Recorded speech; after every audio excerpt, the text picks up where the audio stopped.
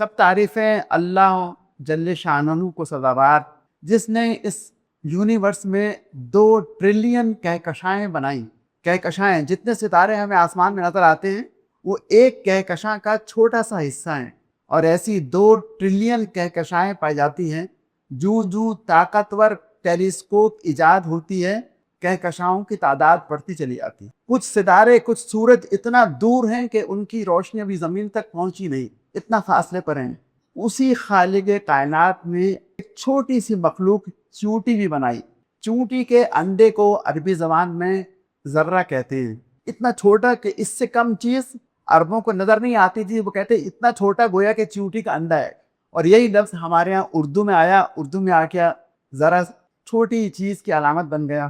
جس چونٹی کو اللہ تعالیٰ نے شہر بسانے کی صلاحیت بخشی، چونٹی اپنا شہر بسا دی۔ اور چونٹی ایک وہ مخلوق ہے جو کہ سچ بولنے کو پسند کرتی ہے اور جھوٹ بولنے کو چونٹی پسند نہیں کرتی۔ چھوٹا سا دماغ، کیا کیمیکلز ہوں گے، سچ اور جھوٹ کی تمیز بھی کرتی ہے۔ میں مثال دیتا ہوں، آپ تصویر دیکھ رہے ہیں اس جانب، یہ ایک جو ہے وہ چھوٹا سا پہاڑ ہے، ہلکا سا، اس کے اندر چونٹیاں آ کے جاتی ہیں۔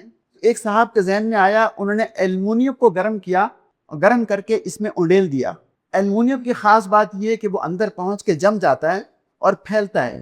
جب وہ ایلومینیم پھیلا، یہاں سے داخل ہوا اور یہ پھیل کر جو اندر روٹس بنے ہوئے تھے، جو کیناز تھی، وہاں تک پہنچا۔ چونٹی نے جہاں جہاں اپنے بل اور اپنے گھر بنائے ہوئے تھے وہاں تک پہنچا اور پہنچ کے جم گیا۔ اب ان صاحب نے کیا کیا کہ اس کو توڑا، اور توڑنے کے بعد جو ہے نا وہ بالکل الگ کیا، اور الگ کرنے کے بعد یہاں پر تصویر واضح نہیں ہے، بالکل سفید رنگ کی ایک جھاڑی بن گئی۔ پورا ایک شہر تھا جو کہ چونٹی نے پہاڑی کے اندر آباد کیا ہوا تھا، اور اس کا نقشہ گویا کہ انہوں نے ایلومینیم کاسٹنگ کے ذریعے معلوم کیا۔ ایک چھوٹی سی چونٹی جو اپنا گھر بنا کر منظم انداز میں زمین کے اندر رہتی ہے۔ اسی چونٹی کے بارے میں امام ابن تیمیہ کے شاگرد امام ابن قیم نے اپنی کتاب مفتاح مدار السعادہ میں ایک واقعہ لکھا۔ وہ لکھتے ہیں کہ ایک دفعہ ایک چونٹی اپنے بل سے نکلی، اسے بل کے باہر ایک مری ہوئی ٹڈی کا چھوٹا سا پر ملا، ٹکڑا ملا۔ اٹھانے کی کوشش کی، چونٹی پر بڑا تھا، اٹھا نہ سکی، چنانچہ ٹکڑے کو وہیں چھوڑ کر اپنے بل میں چلی گئی اور بہت ساری چیونٹوں کو بلا کر اپنے ساتھ لے کر آئی۔ جب لے کر آئی تو ابن قیم نے وہ مری ہوئی ٹڈی کا وہ حصہ اٹھا کے چھپا دیا۔ اب تمام چونٹیاں آئیں جو کہ پہلی چونٹی کی مدد کو پہنچی تھی، اس پر کو اٹھا کے اپنے شہر میں لے کے جانا ہے، پر نہیں ملا۔ وہ واپس چلی گئی۔ جو پہلی بنانے والی چونٹی تھی وہ گھومتی رہی کہ میں نے تو یہاں پر چھوڑا تھا، یہاں ٹڈی کا پر چھوڑا تھا، کہاں چلا گیا؟ تو امام ابن قیم نے پر وہاں رکھ دیا۔ وہ ٹڈی پھر وہ چونٹی بھاگتی بل میں داخل ہوئی اور پھر بلا لائی، انہوں نے پھر پر کو اٹھا لیا۔ 2-3 دفعہ ایسا واقعہ ہوا کہ وہ فوج چونٹیوں کی شہر سے آتی رہی، اور جب آتی تو پر نہیں ملتا۔ اس کے بعد یہ ہوا کہ ان تمام چونٹیوں نے مل کر اطلاع دینے والی چونٹیوں کو مار دیا، اس کے جسم کے ٹکڑے ٹکڑے کر دیے۔ یہ واقعہ امام ابن قیم نے ابن تیمیہ رحمۃ اللہ علیہ کو بتایا۔ انہوں نے تشریح یہ کی کہ جو آنے والی چونٹیاں تھیں، انہوں نے یہ سمجھا کہ پہلی چونٹی ہم سے جھوٹ بول رہی تھی اور اس کو برداشت نہیں کر سکی، اور جھوٹ بولنے کی سزا یہ دی گئی کہ پہلی چونٹی کو مار مار کے ان کے قسم کے حصے کرتی ہے۔ یہ اللہ تعالیٰ کی ذات کتنی عظیم ہے کہ اتنی چھوٹی سی چونٹی کو بھی اس بات کی تمیز دی کہ جھوٹ جھوٹ ہوتا ہے، سچ سچ ہوتا ہے۔ اللہ کی حمد و ثنا کے بعد تمام تعریفیں رسول مقبول حضرت محمد مصطفیٰ احمد مجتبیٰ صلی اللہ علیہ وسلم کے لیے، جن کے بارے میں شیخ سعدی نے بہت پہلے کہا تھا کہ ہمارے لیے حضور کی تعریف کرنا ممکن نہیں۔ میں نے شعر لکھا ہے فارسی کا، بس اتنا ہے کہ اللہ کے بعد آپ ہی سب سے بعد از بزرگ، بعد از خدا بزرگ، تو یہ قصہ مختصر۔ اور اس کے بعد غالب نے کیا کہا؟ غالب بہت ذہین شاعر تھے۔ انہوں نے کہا کہ یا اللہ، اللہ کے رسول تیرے محبوب کی تعریف کرنا میرے اختیار کی بات نہیں ہے، تو میری جانب سے تو ہی حضور کی تعریف کر دے۔ اب اللہ تعالیٰ تعریف کریں گے حضور کی تو اپنی شان کے لحاظ سے کریں گے، تو غالب نے سارا معاملہ اللہ پہ ڈال دیا۔ تو ہم بھی حضور کی تعریف کا معاملہ اللہ پہ چھوڑتے ہیں۔ ہمارے بس کی بات نہیں ہے کہ ہم آپ کی تعریف کا حق ادا کر سکیں۔ آج کا ہمارا موضوع ہے نبی رحمت کا انداز تربیت۔ تربیت کیا ہے؟ کسی چیز کا مل جانا نالج کا آ جانا اسے کہتے ہیں علم. علم پر عمل کرنے کا نام تربیت ہے. جو علم حاصل ہو گیا اگر اس پہ عمل کیا جا رہا ہے تو گویا تربیت ہو رہی ہے، اور پریکٹیکلی جو نا وہ علم کو ثابت کیا جا رہا ہے. رسول اکرم صلی اللہ علیہ وسلم کو جو معاشرہ ملا تھا، بگڑا ہوا معاشرہ، اجڑ، گواز، ان پڑھ، زنا، جوا، شراب نوشی، بہت بگڑی ہوئی قوم، آپ نے 23 سال کے عرصے میں ایسی تربیت فرمائی، وہ اس قوم کی نہ صرف اصلاح ہو گئی بلکہ وہ دنیا کی امام بن گئی. یہ جو تربیت آپ نے فرمائی، اس سے اتنا بڑا انقلاب اقامت دین، اتنا بڑا انقلاب برپا ہوا، وہ آپ کی تربیت کا اثر. تو آپ کی تربیت کے ستون کیا تھے؟ کس بنیاد پر اللہ کے رسول نے تربیت فرمائی؟ پہلی بات یہ کہ ذاتی کردار، تربیت کرنے والے کا ذاتی کردار بہت اعلیٰ ہونا چاہیے. قرآن میں آتا ہے فَبِمَا رَحْمَةٍ مِّنَ اللَّهِ لِنْتَ لَهُمْ. یہ سراسر اللہ تعالیٰ کی رحمت ہے کہ اللہ تعالیٰ نے آپ کو اے نبی نرم مزاج بنایا ہے. تو نرم مزاجی، ہل، ڈاؤن ٹو ارتھ، تواضع، یہ ذاتی کردار، ہمدردی. پھر آپ نے مضبوط ایمان پیدا کیا صحابہ کے اندر. صحابہ کہتے ہیں جب آپ کبھی جنت کا تذکرہ کرتے ہیں تو ایسا محسوس ہوتا ہے گویا ہم جنت کو اپنی آنکھوں سے دیکھ رہے ہیں، اور جب جہنم کا ذکر فرماتے تو ایسا محسوس ہوتا ہے گویا ہم جہنم کو اپنی آنکھوں سے دیکھ رہے ہیں. پھر اعمال صالح کی تلقین. عمل صالح کیا ہے؟ عمل صالح ہر وہ کام جو اللہ کو پسند ہے وہ عمل صالح.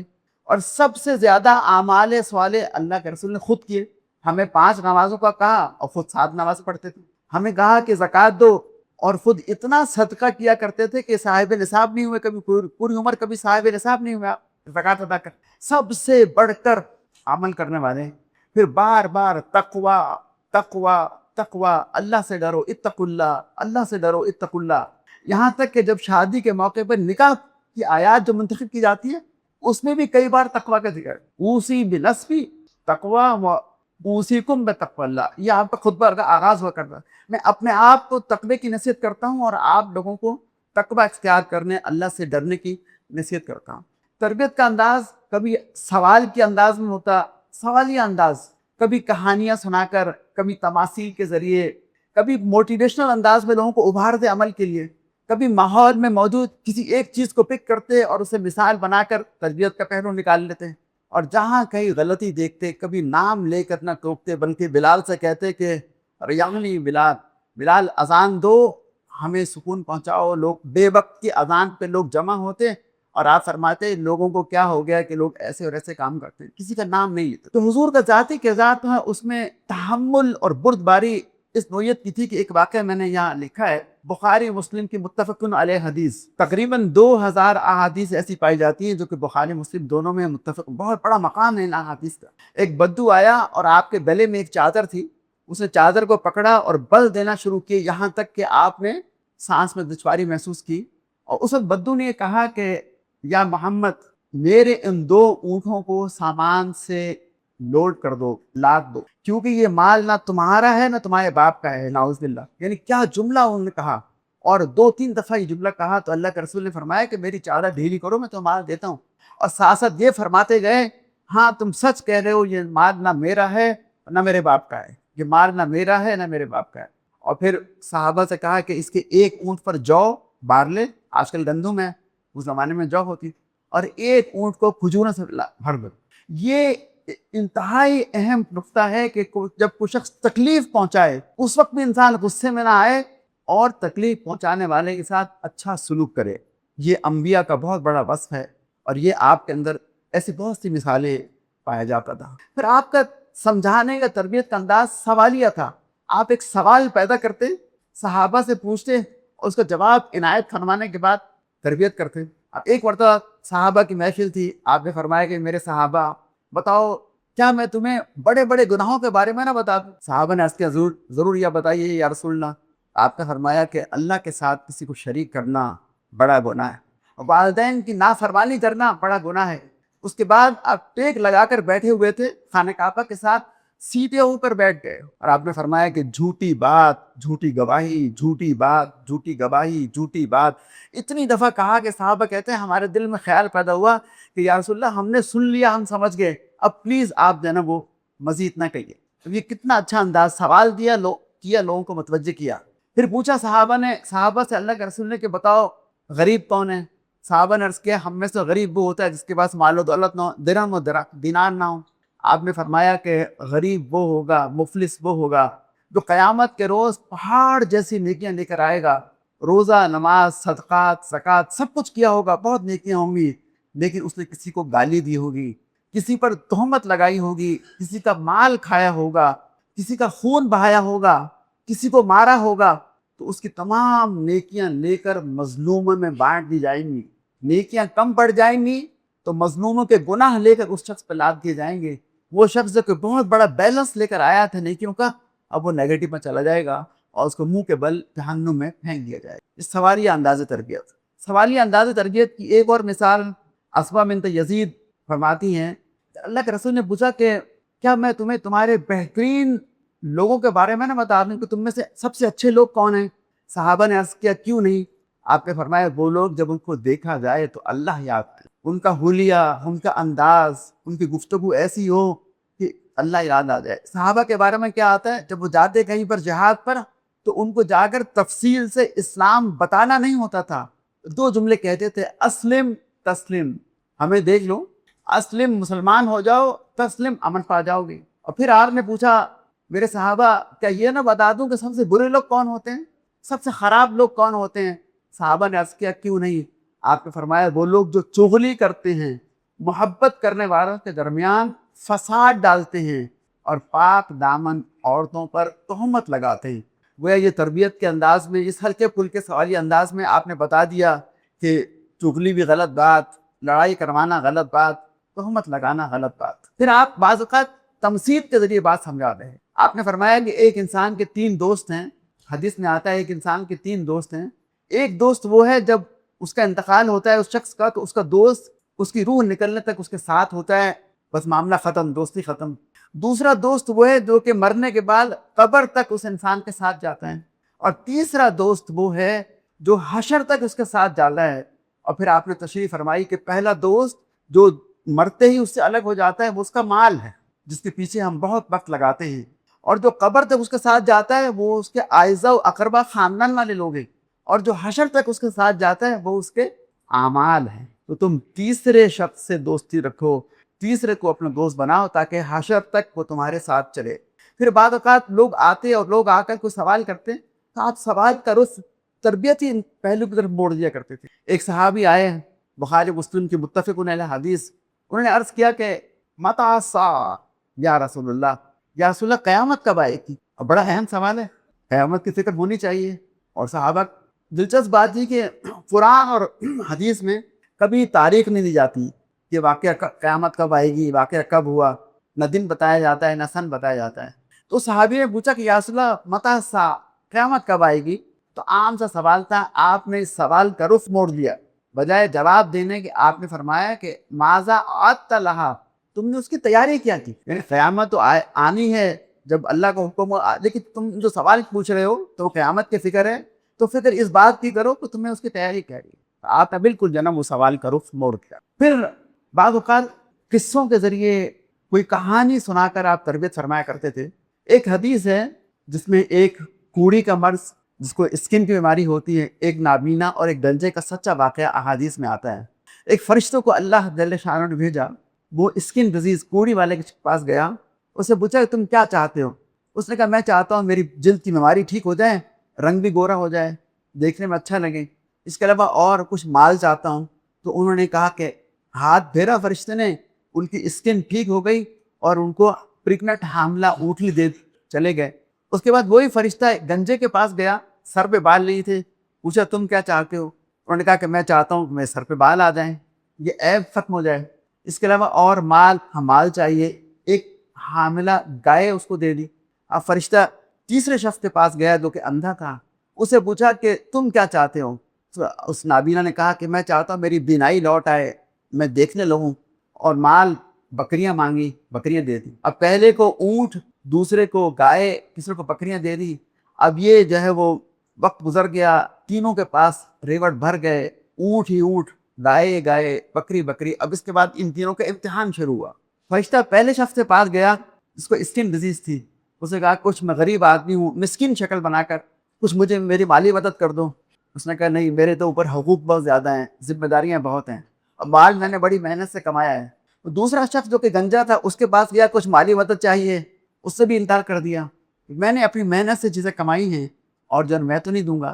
تو دونوں افراد نے انکار کر دیا۔ جب اندھے کے پاس پہنچا، اندھے سے جب مالی مدد کی درخواست کی تو اندھے نے کہا کہ میں اندھا تھا، اللہ نے مجھے بینائی دی، پھر مجھے غنی کر دیا، مجھے بہت مال دیا، اب میرے پاس بے انتہا مال ہے، تم جتنا چاہے اس میں سے لے۔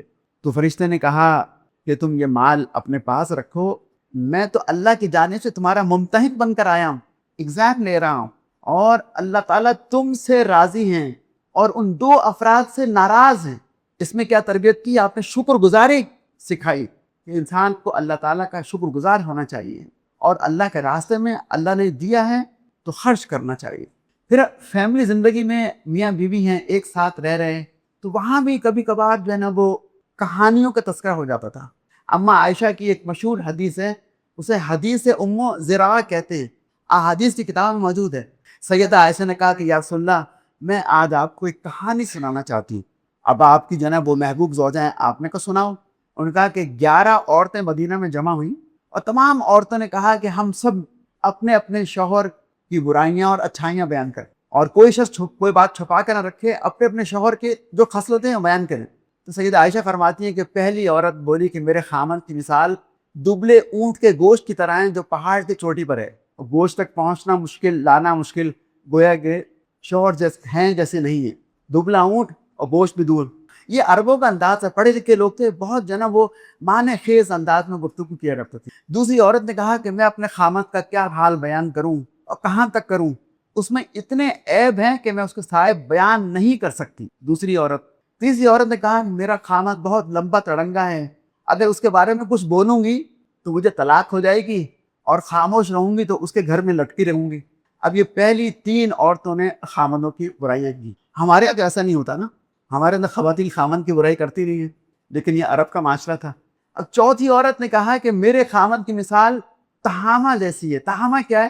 یہ جو ریڈ سی کا علاقہ ہے، جدہ کے ساتھ ساحل ہے، اسے پوری پہاڑوں کی پٹی ہے، اس کے بعد جو میدان شروع ہوتا ہے اسے تہامہ کہتے ہیں۔ خاص بات یہ کہ اس کا موسم معتدل ہے، راتیں ٹھنڈی ہوتی ہیں، جس طرح کراچی نہیں ہے، سندھ میں پنجاب کا پتہ نہیں، لیکن سندھ میں راتیں وہ ٹھنڈی ہو جاتی۔ تو میرا خاوند ملک تہامہ کی رات کی طرح معتدل ہے، نہ بہت زیادہ گرم نہ بہت ٹھنڈا، اس سے مجھے نہ کوئی خوف ہے اور نہ اس سے کوئی مجھے بوریت ہے، نہ اکتاڑ ہے۔ یہ پہلی عورت ہے جس نے تعریف کی۔ 5ویں عورت نے کہا کہ میرا خامند گھر آتا ہے تو ایک چیتے کی طرح گھر آتا ہے، جب باہر نکلتا ہے تو شیر کی طرح نکلتا ہے، جو چیز گھر میں چھوڑ کر جاتا ہے اس کے بارے میں کچھ نہیں پوچھتا، کہ یعنی اتنا بے پرواہ ہے کہ کہاں خرچ کیا، اتنا سخی ہے کہ جو کمایا اسے اسی دن خرچ کر دیتا ہے، اور کبھی نہیں پوچھتا کہ میں جو مال چھوڑ کر گیا تھا، دے کر گیا تھا، کہاں خرچ کیا۔ تعریف کی۔ 6ٹھی عورت بولی کہ میرا خامد اگر کھائے اور سب کچھ لپیٹ لے، یعنی سب کچھ کھا جائے، پیے تو ایک بوند نہ چھوڑے، جب لیٹتا ہے تو تنہا ہی اپنے اوپر کپڑا لے کے الگ پڑا رہتا ہے۔ برائی کی۔ 7ویں عورت کہنے لگی میرا خامد جاہل ہے اور مست ہے، اپنی دنیا میں مگن رہتا ہے، اگر میں اس کے عیب لوگوں میں ایک ایک کر کے جو لوگوں میں ایک ہی جگہ پر، میرے شوہر میں تمام لوگوں کے عیوب اکٹھے پائے جاتے ہیں، یعنی بہت زیادہ عیوب میرے شوہر میں پائے جاتے ہیں۔ 8ویں عورت نے کہا، یہ حدیث ہے، 8ویں عورت نے کہا کہ میرا شوہر چھونے میں خرگوش کی طرح نرم ہے اور سونگو تو زعفران جیسا ہے۔ تعریف کی۔ 9ویں عورت نے کہا کہ میرے خامن کا گھر بہت اونچا بلند ہے، خود لمبے قد کا، بہادر ہے، ہمارے یہاں کھانا اس قدر پکتا ہے کہ رات کے دیر ہو جاتے ہیں، لکڑیاں جلاتے تھے نا کھانا پکانے کے لیے تو رات بد بن جاتی ہے، اتنا کھانا پکتا ہے، ہر وقت لنگر چلتا رہتا ہے۔ 10ویں عورت نے کہا کہ میرا خاہن بڑا مالدار جائیداد والا ہے۔ 11ویں عورت کہنے لگی کہ میرا شوہر ابو ذرا، اس نے میرے ساتھ بڑے احسان کیے، میرے کانوں کو سونے سے لوڈ کر دیا، گلے میں سونا ڈال دیا، اور مجھے اتنا کھلایا کہ میں موٹی ہو گئی۔ میری ساس بہت اچھی، میری نندیں بہت اچھی، یہ بھی بڑا مشکل مسئلہ ہے، نند بھاوج، میری نندیں بہت اچھی ہیں، اور کنیز بھی بہت اچھی ہے، ہمارے گھر کی باہر بات نہیں بتاتی۔ لیکن ایک دن کیا ہوا، گھر سے نکلا ابو ذرا، گلی میں ایک عورت نظر آئی، اسے پسند آ گئی، اس نے مجھے طلاق دی اور اس سے شادی کر لی۔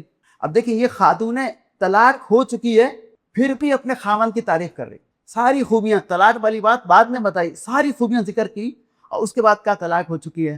تو حضور نے فرمایا کہ اے عائشہ میں بھی تمہارے لیے ابو ذرا کی طرح ہوں جو بہت کھلاتا ہے بہت بناتا ہے، لیکن میں تمہیں طلاق نہیں دوں گا. یعنی ان 11 میں سے جو بہترین خاندان تھا آپ نے اس کو چوز کیا، اور اس کی جو ایک برائی تھی اس کو نفی کی اس کی، اور بتایا کہ میرا معاملہ بھی ایسا ہے. تو یہ صحیح مسلم کی حدیث ہے جو میں نے آپ کو سامنے رکھی. اب اسے سبق کیا نکلتا ہے؟ گھر کا ماحول پتہ ہوتا ہے، بعض لوگ گھر پہنچتے ہیں لگتا ہے تقویٰ کا ہیضہ ہو گیا ہے، غصے میں ہر چیز ٹھیک ہونی چاہیے. ایسا نہیں، بلکہ خوشگوار ماحول، بیوی کے دل کو تسلی دینا. اس سے کہانی سنی سیدہ عائشہ سے اور اصلاح فرمائی. اور اس خاتون ام ذرا نے طلاق کے بعد بھی اپنے سسرال والوں کی حمایت کی تعریف کی. بہت مشکل کام. تو اس سے گھریلو گفتگو کے معیار کو بلند کرنے کی تربیت اللہ کے رسول نے دی، اور بتا دیا کہ جہاں غلطی اس کی اصلاح کی جائے. اب باقی چیزیں نا، اب یہ تو مسلم کی حدیث ہے، مسلم میں اور بھی حدیث آتی ہیں. ایک حدیث میں آپ نے فرمایا کہ کوئی اس شخص کا مقام اللہ کے نزدیک سب سے بدتر ہوگا جو میاں بیوی کے نجی تعلقات کو باہر اپنے دوستوں میں بیان کرے. اور ایک حدیث میں اتنا واضح آتا ہے کہ وہ شخص بہت بدبخت ہے جو بتائے کہ رات تو میں نے یہ اور یہ اور یہ کیا. گویا کہ گھر کے تعلقات، اس سے کیا ہوتا ہے؟ اختلافات، فیملی لائف متاثر ہوتی. آپ نے اس سے جناب منع فرمایا. پھر بچوں کی تربیت، سیدنا انس 10 سال تک دور پہ غلام رہے، 10 سال میں کبھی نہیں مارا. اب آج کل جناب وہ امریکہ میں اسکولوں میں پہلے کیا تھا، بچوں کو مارنا نہیں ہے. پھر جناب وہ 16 اسٹیٹس نے قانون پاس کر دیا کہ مارنا چاہیے. اب پھر کہہ رہے ہیں کہ نہیں مارنا نہیں چاہیے. تو حضور نے تو پہلے طے کر دیا کہ بچوں کو مارنا نہیں ہے، بس پیار محبت سے سمجھانا ہے، خود رول ماڈل بننا ہے، کام کر کے دکھانا ہے. ایک بچہ تھا، اس کا نام تھا ابا عمیر. چھوٹا پرندہ تھا اس کے پاس. چھوٹے پرندے کو عربی زبان میں نخیر کہتے ہیں. وہ مر گیا تو اللہ کے رسول تعزیت کے لیے اس بچے کے پاس گئے. بچہ چھوٹا ہے، اس کا پرندہ مر گیا. آپ نے کہا کہ ابا عمیر ما فعل النخیر، تمہارے چھوٹے پرندے کا کیا ہوا؟ فکان یا لگو بہی، تم اس کے ساتھ کھیلا کرتے تھے، کیا ہوا؟ اس نے کہا حضور وہ تو مر گیا. جہاں ملتے گلی میں آپ ہمدردی کا اظہار کرتے، پوچھتے پرندے کا کیا ہوا؟ وہ کہتا مر گیا. تو دل جوئی، تعلقات اور ایک اپنائیت کا احساس ہوتا. پھر آپ بچوں کے لیے دعا فرماتے، قرآن کے علم کی دعا فرماتے. علم جتنا بھی ہے قرآن سے نکلا ہے. ایک صحابی خاتون آئی، حضور میرے والد میرے شوہر قرآن کے حافظ اور قرآن کے عالم بنے. وہ علم جو ہے، دنیاوی علم بھی اپنی جگہ بہت اہم ہے، لیکن اس کے ساتھ ساتھ جو ہے نا وہ اس آخرت کا اور قرآن کا اور اسلام کا علم بھی حاصل کرنا چاہیے اور بچوں کو دلوانا چاہیے. پھر بچوں کو نیک کاموں میں شریک کرنا. حضور صفا کی پہاڑی پہ پہنچے، وَأَنذِرْ عَشِيرَتَكَ الْأَقْرَبِينَ، لوگ جمع ہو گئے. جب پہاڑی پہ گئے، آپ نے بات فرمایا تو چند سال کی 4 سال کی بیٹی فاطمہ کو ساتھ لے کر گئے. نیک کام میں بچوں کو ساتھ لے کے جانا. آج ہمارے بچے ہم سے دور ہیں، ہمارے پروگرامات میں کم آتے ہیں، دروس میں کم آتے ہیں، تو بچپن سے 4 سال کی عمر سے آپ سیدہ فاطمہ کو اپنے ساتھ لے کے جایا کرتے تبلیغ کے لیے. جب آپ ہجرت معراج کے لیے گئے امہ ہانی کے گھر سے رضی اللہ تعالیٰ عنہ، تو اس وقت بھی سیدہ فاطمہ آپ کے ساتھ تھی. امام احمد بن حنبل کے بارے میں آتا ہے، چھوٹی عمر میں یتیم ہو گئے تھے، 4 سال کے یتیم بچے. ان کی والدہ فجر کی نماز میں لے کے جاتی مسجد میں، اور مسجد کے دروازے سے اندر بھیج دیتی. اب 4 سال کا بچہ کیا فجر کی نماز پڑھے گا؟ ایک پڑھتے تھے. اسی تربیت کا یہ اثر ہوا، اتنے بڑے امام بنے کہ جو کتاب لکھی اس میں 12,000 احادیث امام حنبل نے جمع. پھر بیویوں کی تربیت کا بھی ایک انداز تھا اللہ کے رسول کا. آپ نے سیدہ عائشہ سے فرمایا کہ میرا اعتکاف میں بیٹھنے کا ارادہ ہے. اب اعتکاف شروع ہونے سے ایک دن پہلے سیدہ عائشہ نے اپنا خیمہ لا کر مسجد نبوی کے صحن میں وہ خیمہ گاڑ دیا. وہ ہے کہ سیدہ کا بھی ارادہ ہوا کہ وہ بھی اعتکاف کریں گی. جب سیدہ عائشہ کا خیمہ دیکھا تو باقی 7-8 زوجات بیویاں اور تھی، اپنے اپنے خیمے لے آئے. اب 8-9 خیمے مسجد نبوی میں جمع ہو گئے. اور شام میں اللہ کے رسول آئے، پوچھا یہ کیا؟ کہا کہ آپ کا اعتکاف کا ارادہ ہے اور آپ کی زوجات نے بھی ارادہ کیا ہے کہ وہ اعتکاف کریں گی. اب یہاں پر حضور منع فرماتے ہیں کہ بھی آپ اعتکاف نہ کریں. اگر آپ نے اعتکاف کیا تو مدینہ کی اور عورتیں بھی آ جائیں گے خیمے لے کر، تو مسجد میں عورتیں خیمے خواتین کے. آپ نے کیا فرمایا؟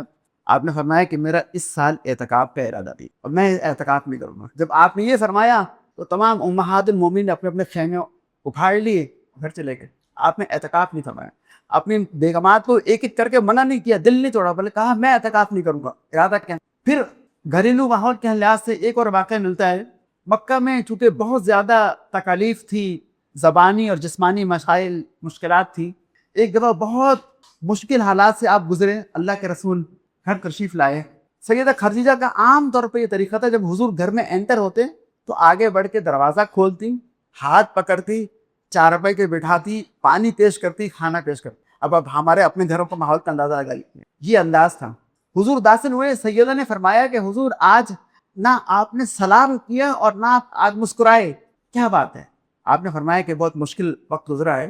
जब आपने ये सुना कि सैयदा ने कहा कि आप मुस्कुराए भी नहीं, आपने सलाम नहीं किया, अब आपने क्या किया? कोई और होता क्या थे, एक्सक्यूज मी, आइंदा ख्याल रखूंगा। आप घर से बाहर चले गए, थोड़ी देर में दोबारा घर में दाखिल हुए और सलाम किया और मुस्कुरा के देखा, अम्मा खतीजा। यानी ये अंदाज ये तमाम शोहरों के लिए क़यामत तक के लिए आपने सबक दे दिया कि जब घर में जाएं तो कैसा मिजाज होना चाहिए, कैसा अंदाज होना चाहिए। तो गुलामों की इज्जत करने की तरबियत फरमाई। गुलाम बहुत हकीर थे। मक्का में, मक्का फतह हो गया, आपने क्या क्या कहा? सैयदना बिलाल से फरमाया कि काबा की छत पे चढ़ जाओ और अजान दो। जब अजान दे रहे थे तो कुछ काफिर आपस में बातें कर रहे थे कि अगर हमारे वालिदैन जिंदा होते तो सैयदना बिलाल को काबे की छत पर अजान कहता हुआ देखकर मर जाते। इतनी अपनी उसमें इंसल्ट फील करते, लेकिन आपने गुलामों को इज्जत दी। एक मरतबा आप गुजर रहे थे, अब्दुल्ला बिन मसूद फकी साहबा, बहुत मशहूर साहबी हैं, वो अपने गुलाम को मार रहे थे। हुजूर पीछे खड़े हो गए, उनको डांटा नहीं, मना नहीं किया, बस एक जुमला इरशाद फरमाया कि ए इब्न मसूद, जितनी पावर तुम्हें इस गुलाम पर हासिल है, जितना इख्तियार तुम्हें हासिल है, अल्लाह को इससे ज्यादा इख्तियार तुम पर हासिल है। बस ये जुमला फरमाया। जुमला सुनना था, अब्दुल्ला बिन मसूद समझ गए ताकि यासुद्दा में इस गुलाम को अल्लाह के लिए आज़ाद कर, गुलाम को आज़ाद कर। उसके बाद फिर दुनिया की बेरगबती, दुनिया की मोहब्बत कम करने के लिए, ये बहरीन का इलाका आजकल जिसे दमाम का इलाका कहते हैं सऊदीया में, वहाँ से कौन सा माल गनीमत आया और मस्जिद नबी में ढेर लग गया माल गनीमत का। उसमें कपड़े भी थे और कुछ रेशम के कपड़े थे। एक साहबी उठे, रेशम के कपड़े को मलाइम था, हाथ से छुआ, आके बैठ गए, दूसरे को बताया, दूसरे उठ कर गए, तीसरे उठ कर गए, 4-5 सहाबा ने उस कपड़े को महसूस किया, उसकी नरमी को महसूस किया। अब हुजूर समझ गए कि मेरे सहाबा में कोई दिल की मोहब्बत दाखिल हो रही है। आप खड़े हो गए, आपने खुतबा इरशाद फरमाया कि साद बिन मुआज़ रज़ियल्लाहु तआला अन्हु को जन्नत में नाक साफ करने के लिए टिश्यू दिया गया है, वो इस रेशम के कपड़े से बेहतर है।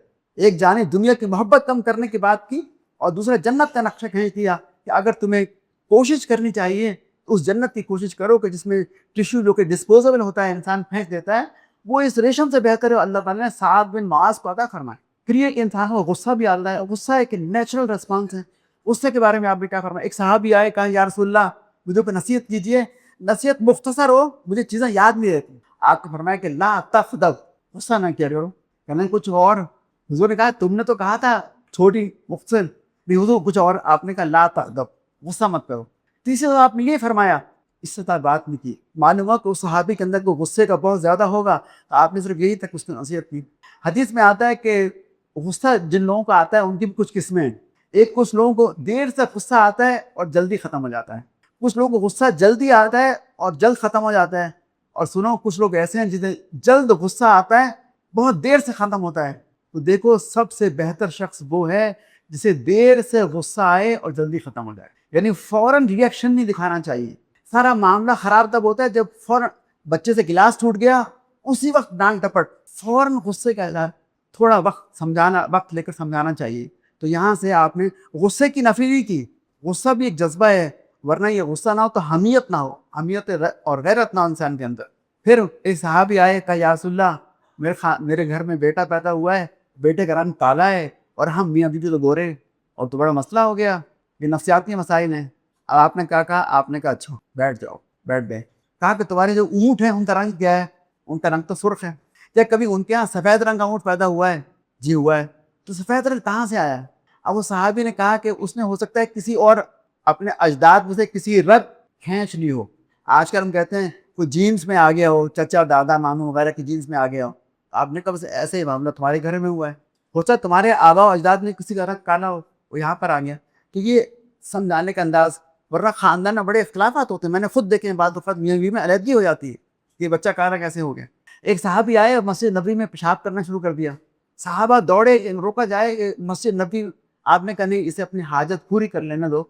जब फारिग हुए तो बुला के पास बिठाया और कहा कि देखो, ये मस्जिदें पेशाब करने की जगह नहीं है, ये अल्लाह का घर है। यहाँ तो नमाज पढ़ी जाती है, कुरान पढ़ा जाता है, عبادت ہوتی ہے، اللہ کا ذکر ہوتے ہیں۔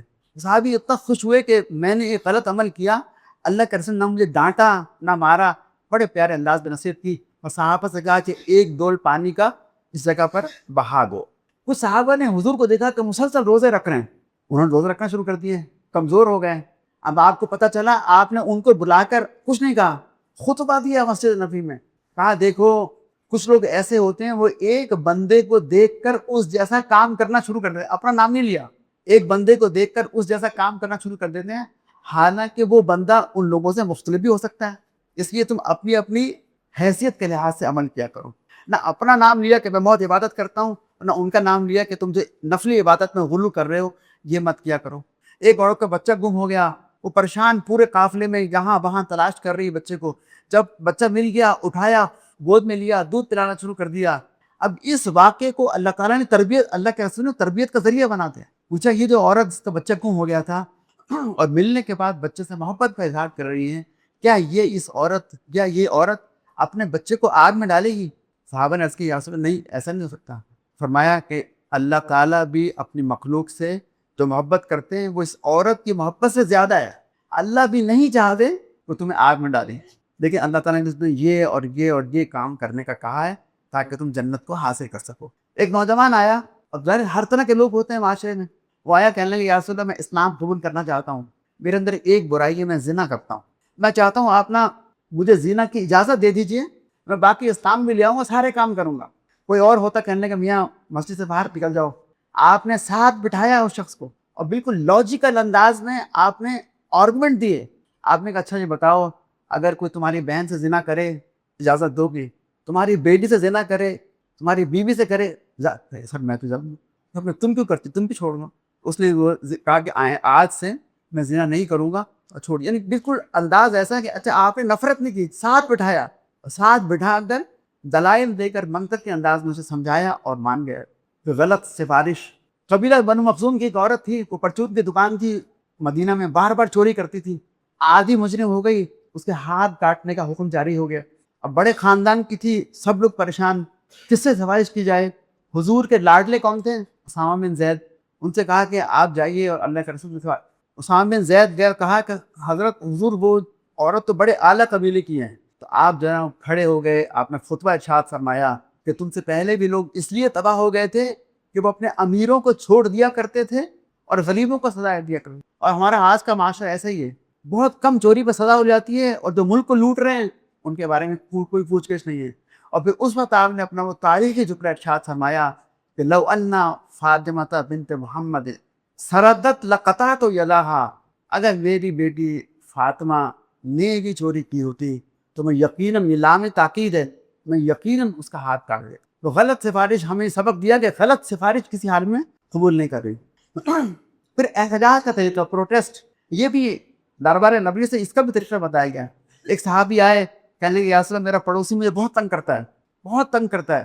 آپ نے کہا ٹھیک ہے صحیح ہو جائے گا، سمجھاؤ۔ چلا گیا، دوباررہ آیا، یا رسول اللہ میرے پڑوسی بہت تنگ کرتا ہے۔ آپ نے کہا ایسا کرو، اپنے گھر کا سارا سامان نکالو، نکال کے گلی میں رکھ کے وہاں بیٹھ دو۔ انہوں نے کہا ٹھیک ہے، سامان سارا نکال لیا، ابو داؤد کی حدیث ہے، سامان نکال لیا اور بیٹھ گئے۔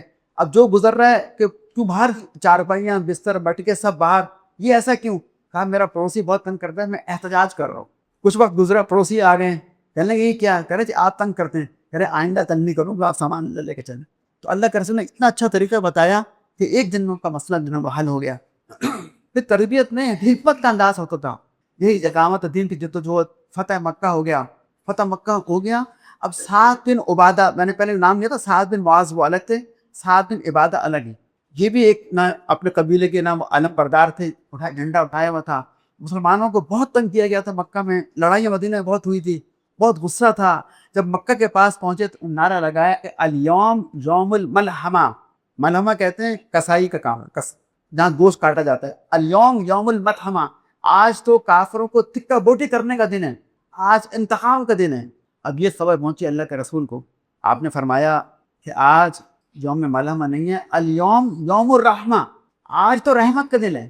لا تثریب علیکم اليوم، آج کافروں کو معاف کر دیا جائے گا، ان پر کوئی گناہ نہیں ہوگا اور کوئی پوچھ گچھ نہیں ہوگی۔ اب یہ کہ اب چونکہ والد سعد بن عبادہ تھے، اب ان کی بات کی حضور نے نفی فرمائی تھی، اب آپ نے اس کو بیلنس کیا. بیلنس کیسے کیا؟ والد سے جھنڈا لے کر ان کے بیٹے فیض کو دے دیا. جھنڈا رہا بھی ان کے گھر میں، اور والد کے وہ جذباتی وہ معاملہ بھی ختم ہو گیا، اور جھنڈا بیٹے کے پاس آ گیا. یہ تربیت دی تنظیم کے اندر، ٹیم ورک کے اندر کام کیسے کرنا ہے، کس طریقے سے لوگوں کو ساتھ لے کے چلنا ہے، ناراض بھی نہیں کرنا، اور جو لوگوں کی اصلاح بھی کرتی ہے. یہ بخاری کی حدیث ہے. حذیفہ کہتے ہیں کہ ہم مکہ سے آ رہے تھے، ہمیں نہیں پتا تھا کہ جنگ بدر ہونے والی ہے. راستے میں کافر مل گئے دو، حذیفہ اور ان کے والد. کہاں جا رہے ہو؟ مدینہ جا رہے ہو. کہہ رہے ہم آپ کو اس بنیاد پہ جان دیں گے، وعدہ کرو کہ تم وہاں جا کر محمد صلی اللہ علیہ وسلم کی جانب سے ہمارے خلاف لڑائی نہیں کرو. وعدہ کر لیا. جب بدر کے مقام پر پہنچے، دیکھا لڑائی ہونے والی ہے، کہا حضور ہمیں اجازت دیجیے، ہم بھی جنگ میں شریک ہوں گے. حضور نے فرمایا تم راستے میں آ رہے تھے، ردات سناؤ. بتایا ہم نے کفار سے وعدہ کیا تھا کہ ہم جنگ نہیں کریں گے. آپ نے فرمایا کہ تم جنگ میں شریک نہیں ہو سکتے، تم کفار سے کیے گئے اپنے وعدے کو پورا کرو، چلے جاؤ. 313 افراد، افرادی قلت، افراد کی بہت ضرورت. اس کے باوجود آپ نے کہا کہ جو وعدہ کیا گیا ہے کفار سے، یہ وعدے کی پاسبانی کی تربیت آپ نے دی، اس وعدے کو پورا کرو اور چلے جاؤ. پھر یہ بڑا دلچسپ واقعہ ہے، آپ کبھی کبھی خوش مزاجی کے ذریعے تربیت فرماتے تھے. ایک سفر میں تھے، سفر قافلہ جا رہا تھا. سنن الکبریٰ للبیہقی نے روایت کیا، معجم الکبیر میں واقعہ آیا کہ دوران سفر کہیں پڑاؤ ڈالا تو حضرت خوات بن جبیر رضی اللہ تعالیٰ عنہ نے خیمے سے باہر دیکھا کہ کچھ عورتیں بیٹھی ہوئی ہیں. اب حضرت خوات، ان کے بیٹے کا نام تھا عبداللہ، یہ عورتوں کے ساتھ جا کے بیٹھ گئے اور جناب وہ بات چیت شروع ہو گئی. حضور نکلے، حضور نے جانا تھا رفع حاجت کے لیے، پیشاب کے لیے. دیکھا کہ میرے صحابی خوات عورتوں میں بیٹھے ہوئے ہیں، پسند نہیں آیا. اب کیسے اصلاح کریں، کیا طریقہ ہونا چاہیے؟ آپ نے کہا کہ ابو عبداللہ تم یہاں کیسے بیٹھے ہو؟ اب وہ گھبرا گئے، کہنے لگے حضور میرا اونٹ گم ہو گیا تھا، میں ان خواتین سے پوچھنا رہا تھا کہ میرا اونٹ تو نہیں دیکھا. یعنی ایسا ایکسکیوز پیش کیا کہ اونٹ میرا گم ہو گیا تھا، کہ راستے میں بیٹھی ہوئی شاید دیکھا. اب حضور مسکرائے، کچھ نہیں کہا، آگے چلے گئے. آگے گئے، اب قافلے کا اسٹارٹ شروع ہوا، نظر پڑی. آپ نے پوچھا ابو عبداللہ اونٹ مل گیا؟ خاموش رہے. پھر آگے گئے، ایک مقام پہ پھر پڑاؤ ڈالا، نظر پڑی، ابو عبداللہ اونٹ مل گیا.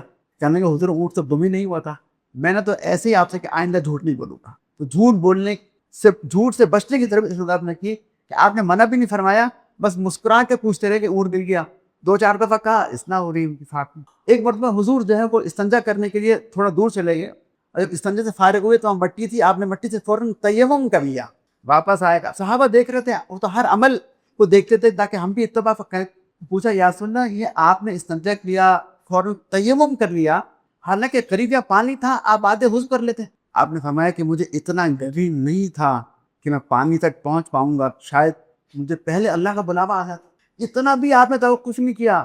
یعنی موت کا اتنا یقین، زندگی کا اتنی غیر یقین کہ پانی تک شاید نہ پہنچ پاؤں، آپ نے فارغ ہوتی فوراً استنجا فوراً تیمم کر لیا. تو یہ دنیا کی بے ثباتی کا احساس لانے کے لیے. پھر آپ کو ٹیلنٹ کی پہچان تھی، ہر شخص کو اس کی صلاحیت کے لحاظ سے ذمہ داریاں.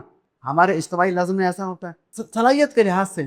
جب غزوہ حنین سے واپسی ہے، پڑاؤ ڈالا، سیدنا بلال نے اذان دی، کچھ بچے جمع ہوئے، سیدنا بلال کی اذان کی نقل اتارنا شروع کر دی. بچے کرتے، انہیں ایک بچہ تھا ابو محذورہ، اس کی آواز بہت تیز تھی اور وہ بھی نقل اتار رہا تھا سیدنا بلال کی. وہ کہتے اللہ اکبر، تو یہ بچے بھی کہتے اللہ اکبر. کبھی اذان سنی نہیں تھی. آپ نے سیدنا علی سے کہا کہ جاؤ اس بچے کو، ابو محذورہ ان کا نام تھا، اس کو لے آؤ. لائے، اور آپ نے پوچھا کیا نام ہے، اور آپ نے فرمایا تمہیں یہ جو اذان سن رہے تھے یاد ہو گئی؟ یاد تو نہیں. حضور نے کہا اچھا میں کہتا ہوں تو میرے بعد سے دوہراؤ. حضور نے اذان کہی، ابو محذورہ چھوٹے بچے تھے، 9-10 سال کے ہوں گے، انہیں اذان سنائی، وہ دہراتے گئے، اور پھر بھی سینے پر ہاتھ پھیرا، پیشانی پہ ہاتھ پھیرا، دعا کی اور کہا کہ میں تمہیں آج سے خانہ کعبہ کا مؤذن مقرر کرتا ہوں، تم مکہ چلے جاؤ. بچے کو ڈانٹا نہیں، کیوں نقل اتار رہے ہو. ٹیلنٹ کو پہچانا، اس کو جو ہے گروم کیا اور بھیج دیا. روایات میں آتا ہے کہ 300 سال تک ابو محذورہ کا خاندان بیت اللہ کا مؤذن رہا. 300 سال تک یہ بچوں کی اصلاح. پھر آپ جنگ بدر میں جا رہے تھے تو ایک اونٹ پر 3 سوار تھے، ایک سوار ہوتا 2 پیدل چلتے، پھر دوسرا سوار ہوتا 2 پیدل، تیسرا. تو آپ کے ساتھ کون تھا؟ ایک سیدنا علی تھے اور ایک اور صحابی تھے. اب سیدنا علی اور دوسرے صحابی کی خواہش کے حضور پیدل نہ چلیں، حضور مستقل بیٹھے اور ہم پیدل چلیں گے. اب اللہ کے رسول نے جب اس بات کا اظہار کیا تو حضور نے کہا کہ نہیں، ہم باری باری بیٹھیں گے، جو میرا حق ہے میں ادا کروں گا. جو تمہارا حق ہے تم ادا کرو گے.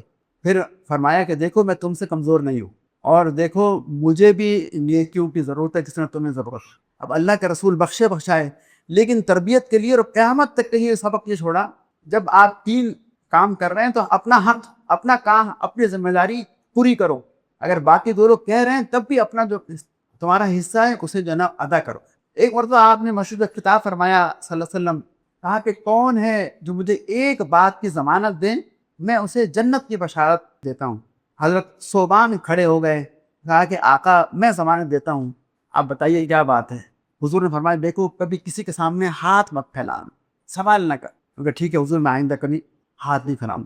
ایک اور صحابی آئے مدد کے لیے اور پوچھا کہ میری مدد دیجیے، درخواست کی. آپ نے کہا تمہارے گھر میں کیا ہے؟ بتائیے. گھر میں ایک پیالہ ہے، پیالہ لے آئے. آپ نے بولی لگائی کہ کون خریدے گا؟ ایک صحابی نے کہا نہیں 1 درم، دوسرے نے کہا، آپ نے کہا نہیں کوئی اور، دوسرے نے کہا 2 درم. آپ نے 2 درم میں پیالہ خریدا. کہا کہ 1 درم کا اناج خرید کر گھر والوں کو کھانا دے دو، 1 درم کا کڑاہڑا لے کر آؤ. تو کڑاہڑا لے کر آئے. آپ نے اپنے دست مبارک سے اس میں جو ہے نا وہ فٹ کیا لکڑی کا. کہا کہ اب جنگل میں جاؤ اور 2 ہفتے تک میرے پاس نہیں آنا. 2 ہفتے بعد آئے اور آ کر کہا یا رسول اللہ میرے پاس 10 درم جمع ہونے ہیں. انویسٹ کتنا کیا؟ 1 درم. 2 ہفتے بعد یہاں آپ نے کیا کیا؟ ہمارے آج کل کی زبان میں کیا ہوتا ہے، ہم کہتے ہیں کہ کسی کو نا مچھلی نہ کھلاؤ، مچھلی پکڑنا سکھاؤ. تو یہاں حضور نے مچھلی پکڑنا سکھائی اور وہ صاحب جو ہے نا خود کفیل ہو گئے. پھر نرم بات کرنے کی تربیت. ایک صحابی آئے اور کہا کہ ان رجلا شکا الی النبی صلی اللہ علیہ وسلم قسوۃ قلبی، کہا کہ میرا دل بہت سخت ہو گیا ہے. دل کی نرمی کے لیے آپ نے فرمایا کہ یتیم کے سر پہ ہاتھ پہ رکھ دو، یتیم کی مدد کرو تمہارا دل نرم ہو جائے گا. مسکین کو کھانا کھلاؤ دل نرم ہو جائے گا. فتح مکہ کے موقع پر آپ نے دیکھا کہ ایک کتیا نے بچے دیے ہوئے ہیں اور قافلہ گزر رہا ہے مسلمانوں کا. آپ نے ایک صحابی کی ڈیوٹی لگائی کہ یہاں کھڑے ہو جاؤ، ایسا نہ ہو کہ مسلمانوں کی فوج کے پاؤں تلے کتیا کے بچے جو ہے نا وہ پسلے جائیں اور مر جائیں. تو جانوروں تک کے بچوں کی حفاظت کی آپ نے قریب فرمائے. پھر جو میں نے بات کی کہ آپ صلاحیت کے لحاظ سے ذمہ داری لے. ابو ذر غفاری آئے کہ یا رسول اللہ آپ نے بہت سے لوگوں کو گورنر بنایا، ذمہ داریاں دی، مجھے بھی کہیں گورنر بنا دیجیے. آپ نے کیا فرمایا؟ آپ نے کہا ابو ذر تم کمزور آدمی ہو اور یہ ذمہ داریاں بہت مشکل ہیں، یہ تمہارے بس کی بات نہیں. لیکن ایک دفعہ آپ نے اعلان کیا کہ مجھے ایسے شخص کی ضرورت ہے جو تبلیغ بھی کر سکے، تقریر بھی کر سکے اور جہاد میں تلوار بھی چلا سکے اور تبلیغ. صحابہ سے پوچھا تمہارے ذہن میں؟ صحابہ خاموش رہے. کہا کہ جاؤ عبد الرحمن بن عوف کو بلا رہا. وہ آئے، آپ نے خود اپنے ہاتھ سے امامہ باندھا اور کہا کہ جاؤ پہلے وہاں جا کے تبلیغ کرنا اور پھر تلوار چلانا. وہ آپ کو پہچان تھی کہ عبد الرحمن عوف میں تبلیغ کی صلاحیت بھی ہے اور تلوار کی بھی. خالد سیف اللہ، خالد کو آپ نے تلوار عطا کی اور کہا کہ سیف بن سیف اللہ کر دیا. تو آپ کو پہچان تھی ٹیلنٹ کی، اس کے لحاظ سے آپ نے ذمہ داریاں دی. مدینہ میں اللہ کے رسول نے الگ بازار بنایا ہوا تھا. اس بازار میں جو نا آپ گاہے بگائے چکا لگاتے، لوگوں کو مسائل بتاتے، اسلامی تجارت کے اصول سکھاتے. گندم کا ڈھیر تھا، آپ نے ڈھیر کے اندر ہاتھ ڈالا، نیچے گیلی گندم تھی، اوپر خشک تھی. آپ نے پوچھا یہ کیا؟ صحابی نے کہا حضور بارش ہو گئی تھی، میں نے گیلی نیچے کر دی اور سوٹی اوپر آ گئے، اگر گیلی اوپر ہوگی کو خریدے گا نہیں. آپ نے کیا فرمایا؟ من غش فلیس منا، جس نے دھوکہ دیا، ملاوٹ کی، وہ ہم میں سے. تو یہ بھی ایک انداز تربیت ہے لوگوں کو روکنے کے لیے. حکیم بن حزام وہ حضور کے پاس آئے جنگ حنین کے بعد، کہا کچھ مدد کیجیے مال غنیمت سے. آپ نے 100 اونٹ دے دیے. حکیم بن حزام سیدنا خدیجہ کے بھانجے تھے. پھر آئے، آپ کو پھر 100 اونٹ دے دیے. پھر آئے، پھر آپ نے 300 اونٹ دے دیے. تیسری بار 300 اونٹ دینے کے بعد آپ نے فرمایا کہ حکیم، جو شخص سخاوت کے ارادے سے، لوگوں میں تقسیم کرنے کے ارادے سے مال حاصل کرتا ہے، اللہ تعالیٰ اس میں برکت ڈال دیتے ہیں. جو لالچ سے مال حاصل کرتا ہے اس کی بھوک کبھی ختم نہیں ہوتی. حکیم کہتے ہیں کہ اس کے بعد زندگی میں نے کبھی جو ہے نا وہ کسی سے سوال نہیں کیا، کسی سے مال نہیں کیا. یہیں پر آپ نے مشہور جملہ ارشاد فرمایا تھا، الید العلیٰ خیر من ید السفلیٰ، دینے والا ہاتھ لینے والے ہاتھ سے بہتر ہے. کیونکہ ختم ہو رہی میری پریزنٹیشن. جنگ خندق ہوئی. ایک 90 سال کا کافر پہلوان تھا، بہت بڑا ان کا جنگجو تھا. وہ اپنے گھوڑے پہ سوار ہوا، عامر بن عبد ود اس کا نام کا، چھلانگ لگا کے اس طرف آ گیا. پکارا، مبارزت ہوئی، سیدنا علی گئے اور اس کو واسطے جہنم کر دیا. اس کی لاش پڑی ہوئی تھی. اب کافروں نے پیغام بھیجا کہ 10,000 درہم ہم سے لے لیجئے اور یہ عمر کی لاش ہمارے حوالے کرتے. آپ نے کہا کہ لاش بغیر معاوضے کے لے جاؤ، ہم لاشوں کے سوداگر نہیں ہیں، ہم لاشوں کا کاروبار نہیں ہے. بہت تنگی تھی، اسرت تھی، کھانے کو کوئی چیز نہیں تھی. اس کے باوجود آپ نے فرمایا کہ ہم لاشیں بیچا نہیں کرتے. پھر اطاعت نظم کی تربیت, نظم کی اطاعت. عبداللہ بن رباح بہت مشہور صحابی, شاعر بھی, شاعر رسول دربار کے شاعر بھی تھے. انہیں آپ نے کہا کہ یہ چند صحابی اپنے ساتھ لو اور ایک سریے کے لیے روانہ ہو جاؤ, چھوٹی مسلح تبلیغی مشن, اور جمعے کے دن صبح نکلنا. انہوں نے کہا ٹھیک ہے. جمعے کے دن آ گیا, لوگ نکل گئے. آپ نے جمعے کی نماز پڑھائی, اور نماز دیکھا کہ عبداللہ بن رباح بیٹھے ہوئے ہیں. نماز کے بعد آپ نے طلب فرمایا, عبداللہ میں نے تم سے کہا تھا کہ تم صبح نماز نکل جانا مدینے سے. اس نے کہا حضور میرے پاس تیز رفتار سواری ہے, میں نے سوچا کہ قافلہ چلا جائے, میں نماز مسجد نبی میں اللہ کے رسول کے پیچھے ادا کروں گا. کتنی بابرکت, کتنی جناب خوش نصیبی کی بات. اس کے بعد میں گھوڑے کو ایڑ لگاؤں گا, پہنچ جاؤں گا. آپ نے کیا فرمایا؟ آپ نے فرمایا کہ اگر اب تم مدینے کی ساری دولت بھی اللہ کے راستے میں تقسیم کر دو تو تم ان لوگوں کے مرتبے کو نہیں پہنچ سکتے جو میرے حکم کے مطابق جمعے کے دن صبح مدینے سے نکل گئے. اطاعت نظم قیامت تک کے لیے آپ نے اطاعت نظم کہ اتنی اہمیت ہے, امیر کی بات کو فالو کرنے کی اتنی زیادہ اہمیت ہے. ترمذی کی حدیث ہے. پھر یہ کہ عشق رسول کے باوجود عمل کی ترغیب. صحابہ وضو کا پانی نیچے گرنے نہیں دیتے, آپ وضو فرماتے اپنے ہاتھوں میں لیتے اور جب چہرے میں من لیتے. پوچھا کہ آپ ایسا کیوں کرتے ہیں؟ صحابہ نے اس کی ہمیں آپ سے محبت ہے. اب اس کے بعد آپ نے یہ نہیں کہا کہ اچھا ٹھیک ہے جنت گران پہ, آپ نے کہا اچھا پھر 3 کام مت کرنا. اس موقع کو بھی آپ نے تربیت کے لیے استعمال کیا. 3 کام مت کرنا, عشق رسول کا اظہار کر رہے ہیں. سچ بولو, 3 کام کرو. سچ بولو, خیانت نہ کرو, اور پڑوسی کا خیال. تو یہ وہ انداز تربیت تھا اللہ کے رسول کا کہ آپ نے اپنے اس انتہائی نرم ہمدردانہ انداز تربیت کے ذریعے ایک اجڑ گنوار اور جاہل قوم کو اس قابل بنا دیا, اخلاق کی معیار پر پہنچایا, وہ دنیا کے امام بن گئے. دعا ہے کہ اللہ تعالیٰ ہمیں بھی حضور کے اس ورثے سے کچھ حصہ پانے کی توفیق عطا فرمائے. وآخر دعوانا الحمد للہ رب العالمین والصلاۃ والسلام علی رسول.